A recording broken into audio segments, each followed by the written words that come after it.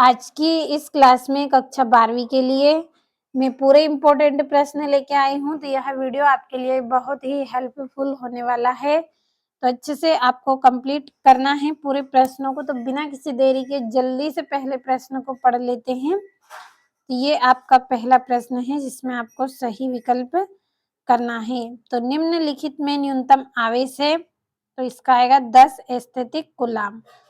दूसरा है धातु का परावैद्युतांक होता है, कैसा होता है? अनंत। धातु में जो परावैद्युतांक होता है वो कैसा होता है? इसका अनंत। बढ़ते हैं अगले प्रश्न की ओर। तो अगला प्रश्न क्या है आपका?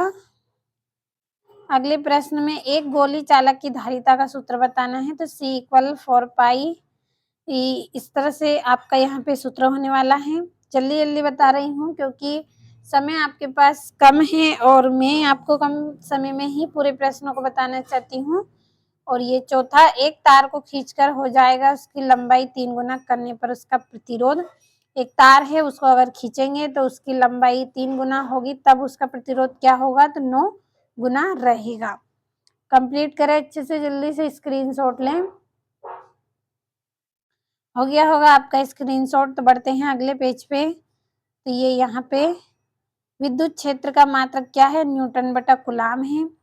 छठे में फ्लक्स बंधता तथा धारा का अनुपात प्रेरकत्व होता है। तो अच्छे से कंप्लीट करें।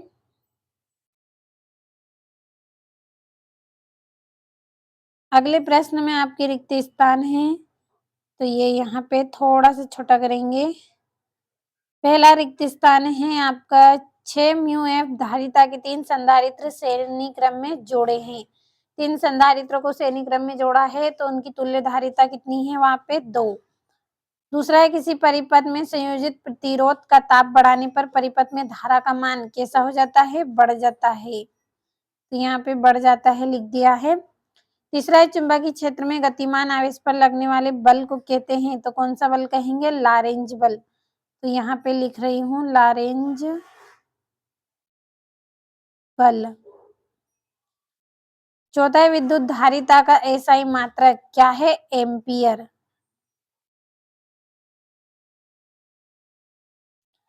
पांचवा है आदर्श आमीटर का प्रतिरोध डेडेस होना चाहिए, कैसा होना चाहिए? 0 होना चाहिए। छठा है प्रति चुंबकीय पदार्थ की चुंबकीय प्रवृत्ति डेडेस होती है, कैसी होती है? ऋणात्मक।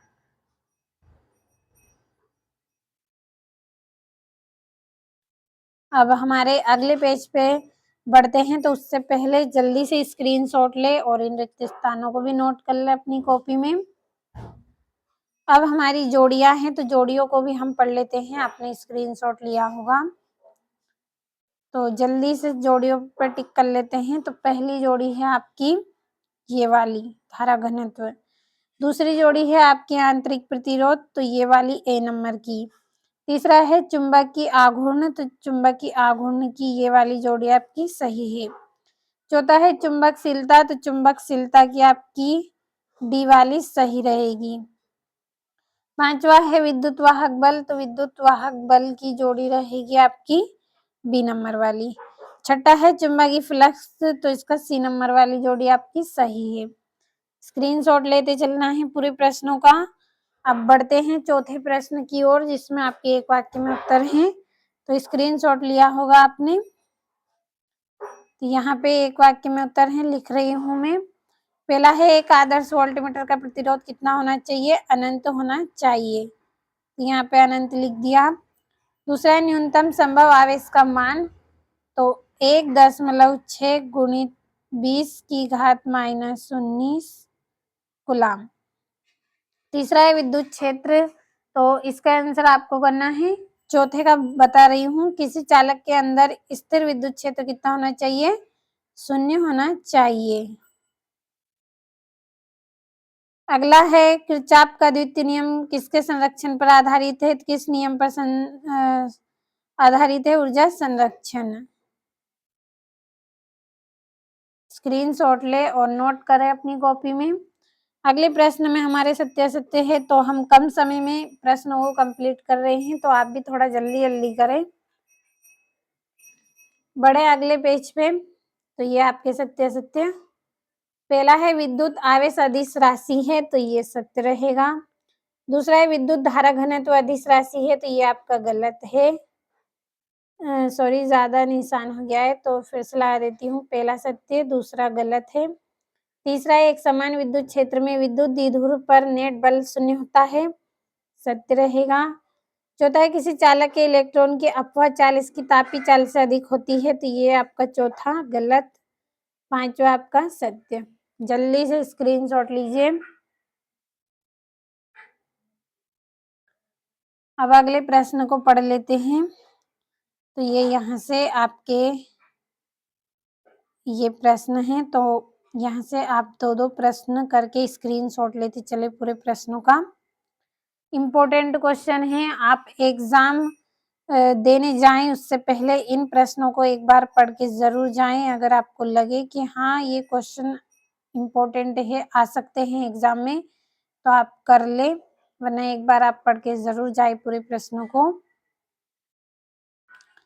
ये यहाँ से आप 11वें प्रश्न कर ले और 12वें प्रश्न का स्क्रीनशॉट ले अच्छे से। अगले प्रश्न की ओर बढ़ते हैं।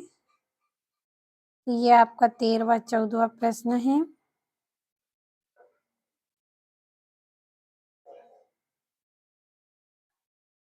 अब 15वें 16वें प्रश्न की ओर बढ़ते हैं, तो यहाँ से कंप्लीट करें।